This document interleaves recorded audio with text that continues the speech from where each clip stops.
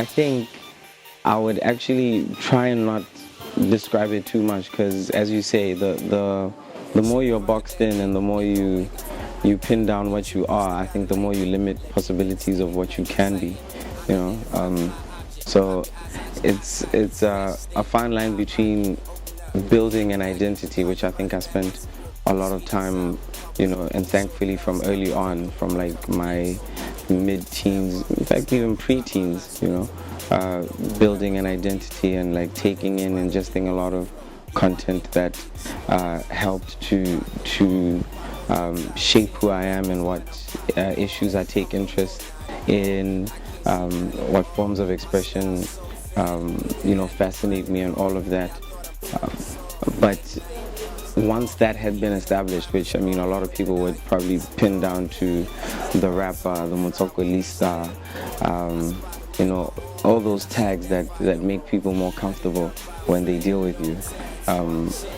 I guess I could relate a lot to those terms, but I think I just got to a point where it felt like I want to move beyond all those terms, and looking for deeper meaning of who we are, of what we're meant to be, what is a rapper and what is their role in society, what is African hip-hop? Is it really African just because we made it on the continent, So all those questions led to my last work being African Time, which has been very exciting in terms of like establishing this added layer to all those previous titles, to I think now the Afro Renaissance man, So if there's one title I'd probably pick right now would be that.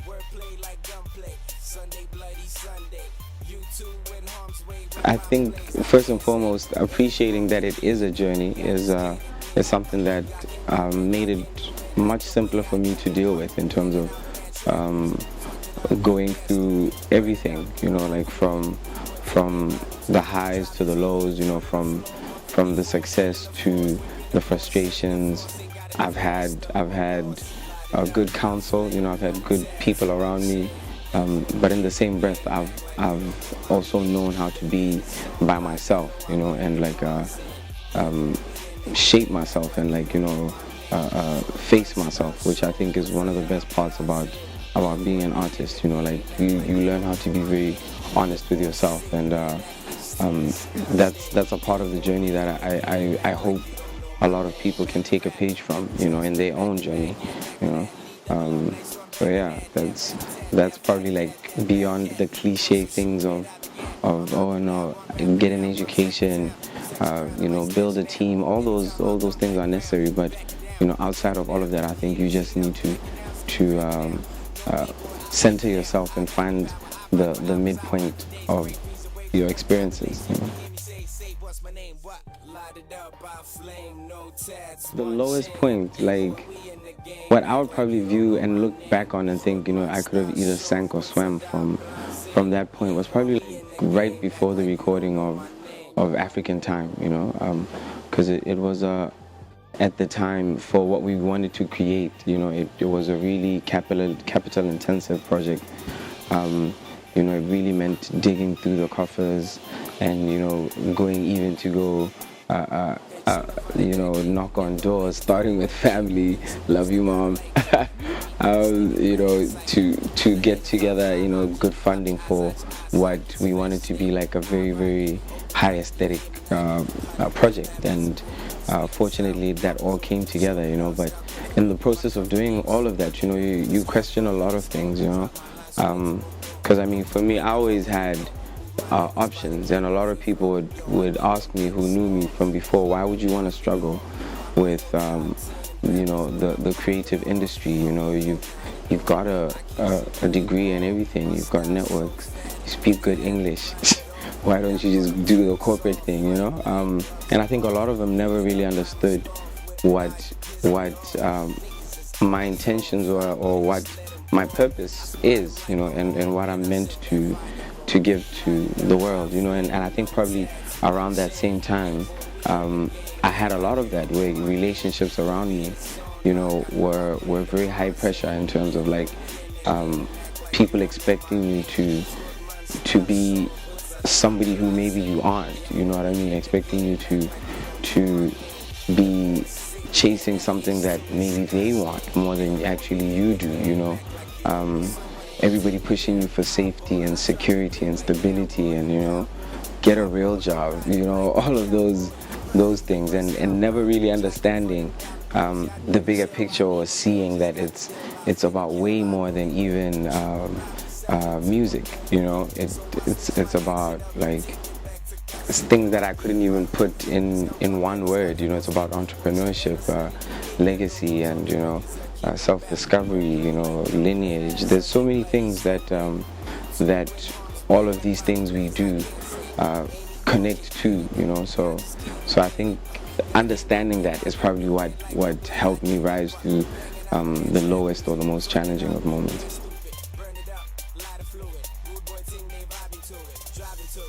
The motivation and the source of your motivation is very important in terms of what is going to keep you going.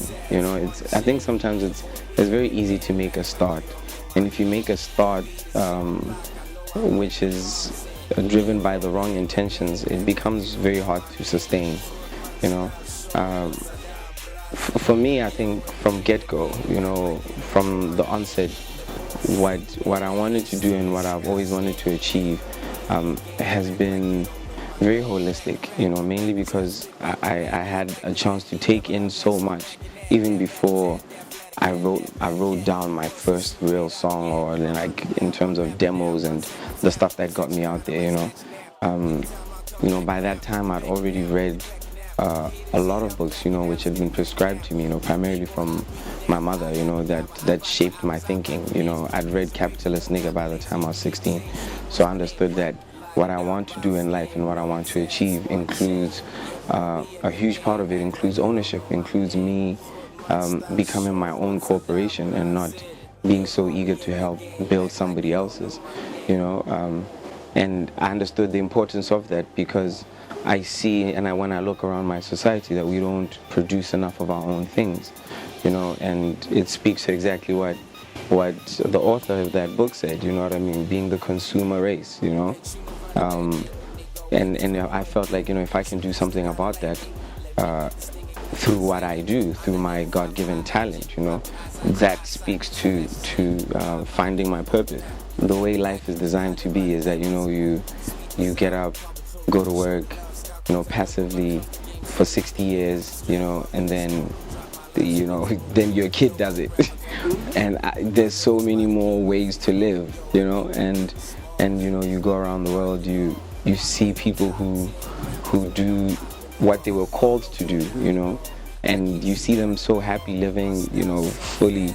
You know, when you understand that, and if you've had a vision of that, I think it becomes so much easier to rise above the basic things that everybody's hung up on, you know what I mean? Yeah, definitely. I mean, I can safely say that for the longest time, from what I can remember, I've always chosen purpose-driven living as the modus operandi. You know, that's what I wake up for every day. You know, like it becomes very simple, I think, after some time, to know whether you've done something that day that moves you closer to being the person you've always wanted to be, or achieving the kind of results you've always wanted to, you know. So I can definitely safely say I'm living my purpose in terms of connecting what I know is God-given talent with the skills that I've chosen to equip myself with the needs around me, you know, the needs in my community, both immediate and beyond my borders, you know.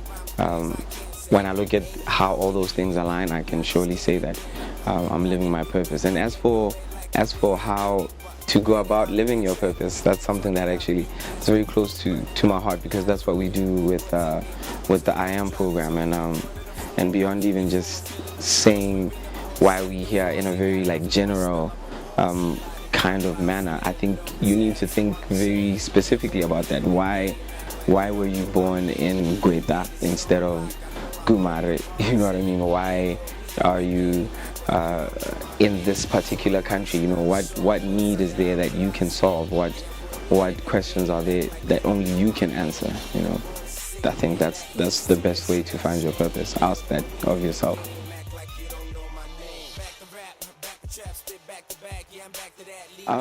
Yes and no. I think any good entrepreneur, any good professional always feels like you can do better, you know?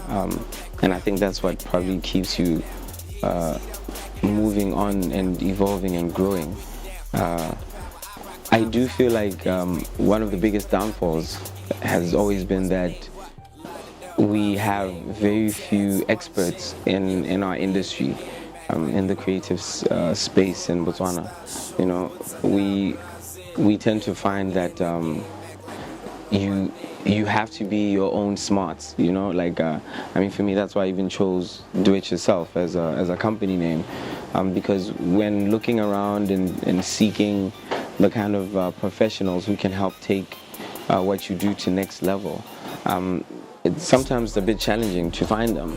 You know, you tend to find that a lot of professionals are indoctrinated in a very traditional sense. So everybody who's got some kind of skill, whether it's accounting or it's in management or marketing or PR or whatever, their inclination is to get into corporate structures. You know, people think in Botswana that only people who don't have degrees or who aren't qualified enterprise, you know, which is quite a wrong approach, because the most successful startups, well, not necessarily fact, you know, or given rule, but it does improve your chances of success if you have sound professionals who are technically skilled in what is required, you know. So I do believe that if I had a bigger management team, if I had more publicists, if I had more agents, you know, I do believe that we would have been able to exploit what we have in Africa more. And going forward, I hope those are the issues and areas that we're able to address. I mean, Box 50 means a lot of things on a lot of different levels. I think for me, it's definitely bittersweet.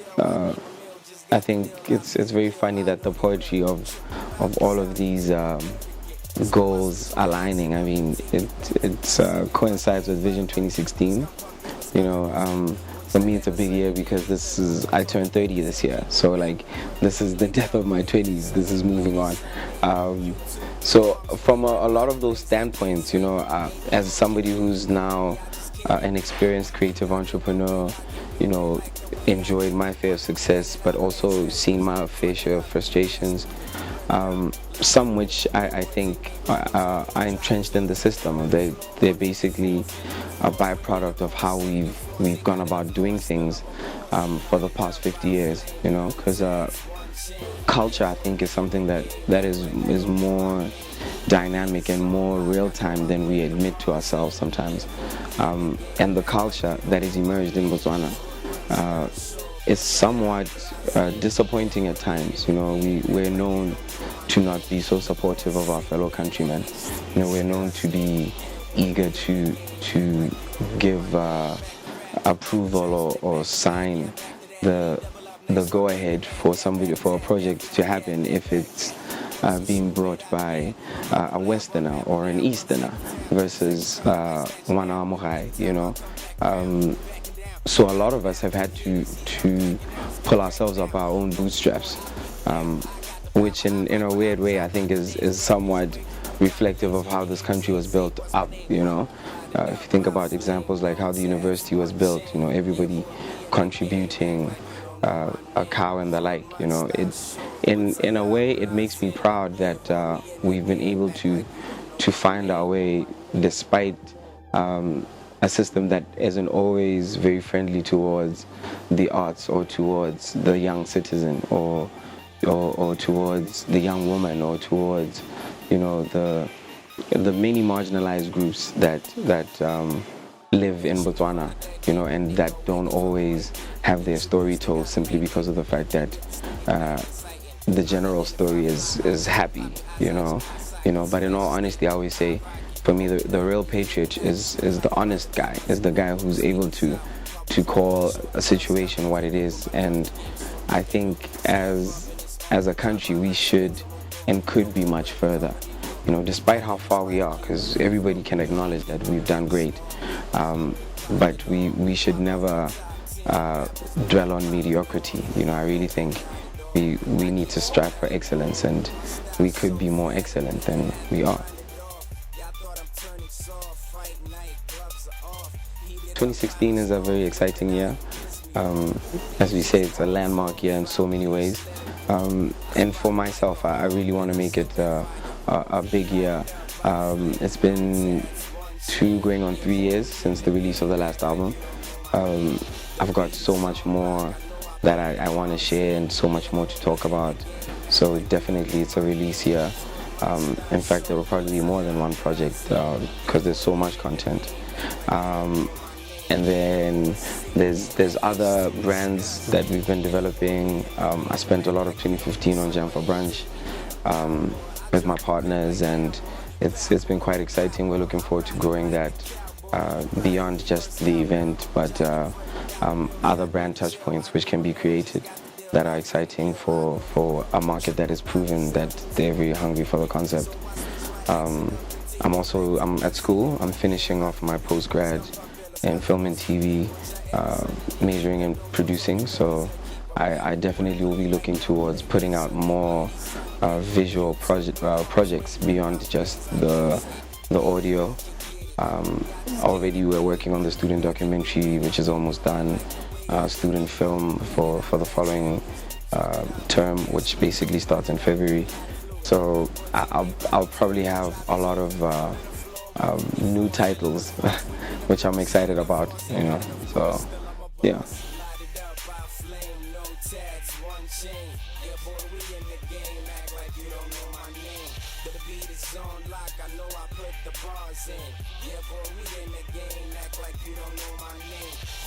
Style show, but I die Brazil.